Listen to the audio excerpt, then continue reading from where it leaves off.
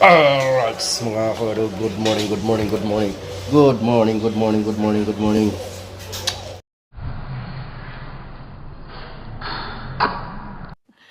Sana all. Isang magandang umaga. Kahit hindi magandang panahon. Maulan pa rin, no? Hindi yata kami matutuloy kasi maulan. Sama ng panahon, no? Masama pa ang panahon. Baka hindi pa kayo matutuloy sa Batangas ngayon. Dapat ngayon kami aalis maaga kaso mo nag-uulan dito. Tsaka doon umuulan daw. Pero hindi naman ganun kalakas. Bugso-bugso lang daw. Mahina naman.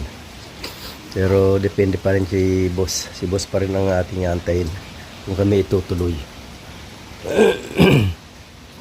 Sa ngayon daw palabas na yung bagyo kaso mo nga dahil nga sa habagat kaya tuloy-tuloy pa rin yung pagbagsak ng ulan tsaka may hangin kasi ayan ang dahil sa habagat dala ng habagat yung ulan na yan pero palabas na rin naman ang bagyo.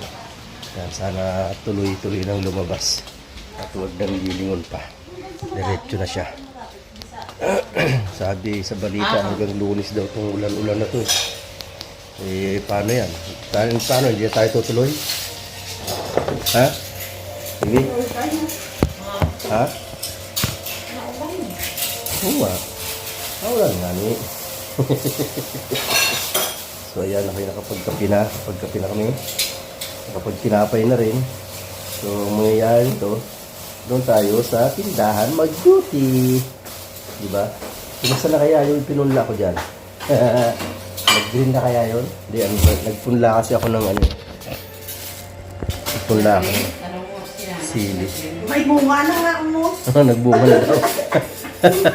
Maganda pala yung itanim mo. Madalas na pero. Malupit din tong isa na to Kalalagay lang kahapon Meron kasi yung pinakita na kung paano magpatubo ng mga buto. Ginaya ko. Tingnan ko kung uubra. Pero ano daw yun parang 36 hours yata bago Sayang mo, hindi na tabigyan yung mga bago tumubo pala. Sana'y talim niya kasi nag-uulan.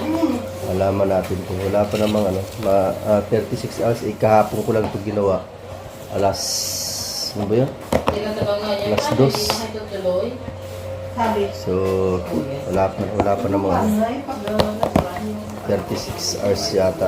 36 hours bago yan Nag-green kasi pagka yun ang pinakita sa napanood ko sa video, nag-green siya pagka possible na, pero ayan wala pa yun.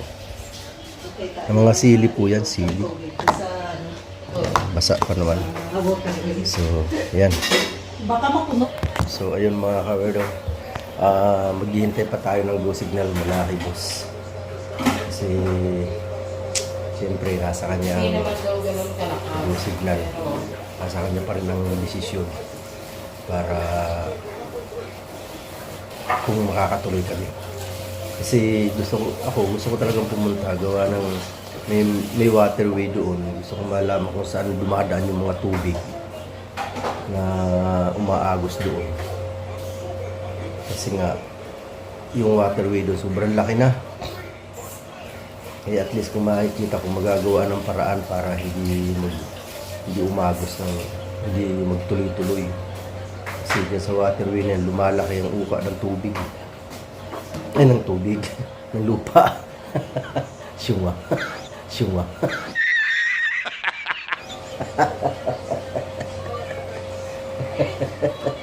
So, ayan. Mamaya, intay tayo ng update kay Bossing.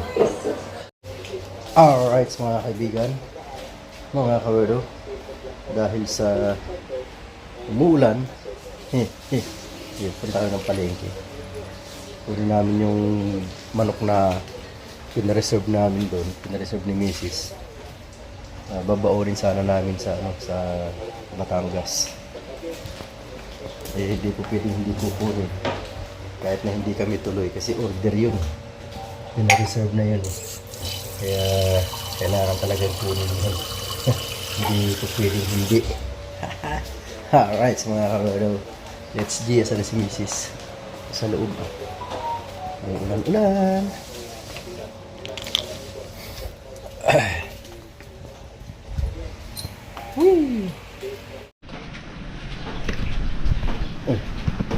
Yan mga kawardo, umaambon-ambon to. Madilim pa talaga. Diba? Okay lang yan. Alright. Tagal ni Mrs. Lakas pang hangin, sumasayaw pa yung anong kawayan. Eh. Sumasayaw pa. Bakit nawawala yung screen pag pinipindot ko? Pag ginoon ko, wala yung screen. Okay ito ah. Ginamit ko yung GoPro ko kasi tinesting ko uli. Nagagamit naman siya pag kahit mga ilang minuto lang. Pwede yun, mga ilang minuto ng vlog. Alright. Yeah. Okay. Alright mga kamerdo, para si Mrs. Tayo kukuha na kami ng pambaon. Kaso mo tulog pa si boss kaya wala pang kasiguraduhan. Alright, yan, punta muna kami ng palengke mga kamerdo. Alright, punta kami sa palengke. Saan kaya ang parking dyan maganda? Yun sa ano, ayun, yun.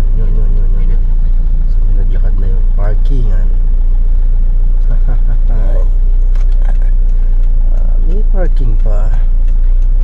Ay, walang dyan, napiki ako rito ah. May Suzuki nakapark. Ano, Brad? Kaya ko dyan. Ayun, sa Pure Gold. Ay, sa Pure Gold, sa One Stop.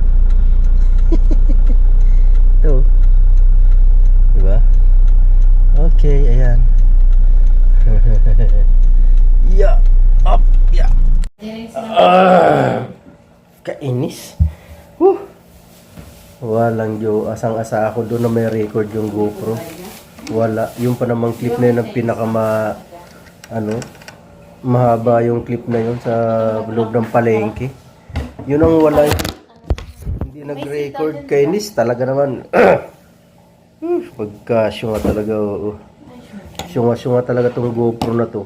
Kung alin pa naman yun yung naghang kasi sa kanina nagkusang mag-on. Tapos pinapatay ko, hindi na namatay. Tinuloy-tuloy ko na. Yun, akala ko nagre-record siya kasi naka-on May oras na tumatakbo Saka naka-red yung sa GoPro.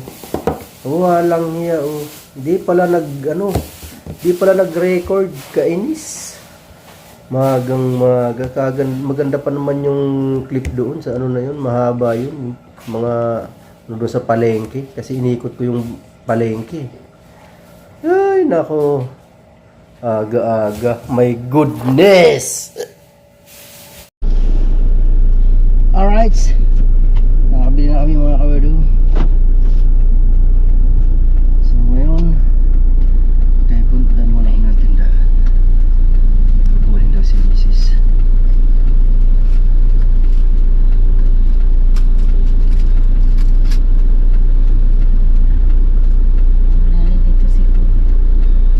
Wala na si Mili. Hindi parking yan. Kahit anong sampo.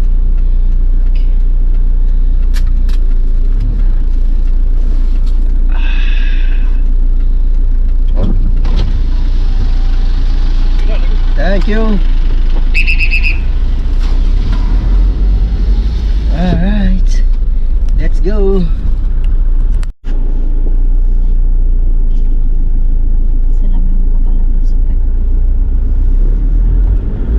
Diwaw. Ang salamin. Nasa puwet. Iwanan. Ay, inuupuan. Magaling.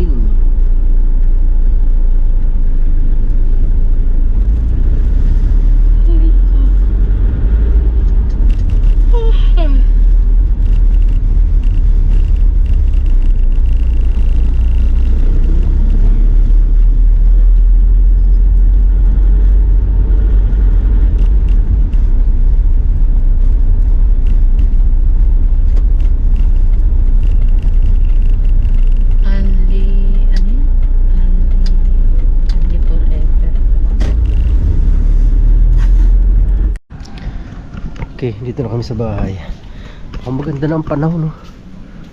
Oh, baka matuloy kami mamaya. Update ko kayo mga kawerdo. So sa ngayon ito muna ang aking vlog. Okay, alright. Wait lang. Oops. Yeah. Okay. Yan ang kinuha namin. Ito, pambao namin yan sa ano, pambao namin sa Batangas pag natuloy kami. Yan. Tapos meron pa doon ano, tawag ito, liempo sa kakasim. Yun ang magbaonin namin. Ano yun eh, frozen. Ilabas mo na yung ano ma. Labas na natin yung kasim. Saka yung ano. I-frozen yun. Baka matuloy tayo eh, di ba? Kasi maganda ng panahon eh. Maganda na ng panahon. So, dito, nito binuksan na yung freezer na to kasi sira nga yung ref sa loob. Yan o, kinuha sinana ng yelo pala yun. Hindi rin naman tayo bumili ng yelo. Wag na po, no. Ito yun, di ba? Ayan, tigas na tigas pala. Pero wag na muna natin ilabas kasi ano, baka hindi nga rin matuloy. So bahala man yan mamaya. So sa ngayon, Pag matuloy, huwag mong lagyan ng yelo. hindi na nga kasi frozen na frozen. So ayan mga kawerdo, ito muna ang ating vlog sa ano to, sa umagang ito. Mamaya update ko na lang kayo mamaya kung tuloy kami ni Mrs. sa farm. So yan, magandang umaga sa inyo lahat dyan. I love you all guys. Mega shout out. Maraming salamat sa inyo walang sawang suporta sa aking vlog. Pero bihira ako mag-vlog. Alright, bye bye. I love you all. Ingat ang lahat.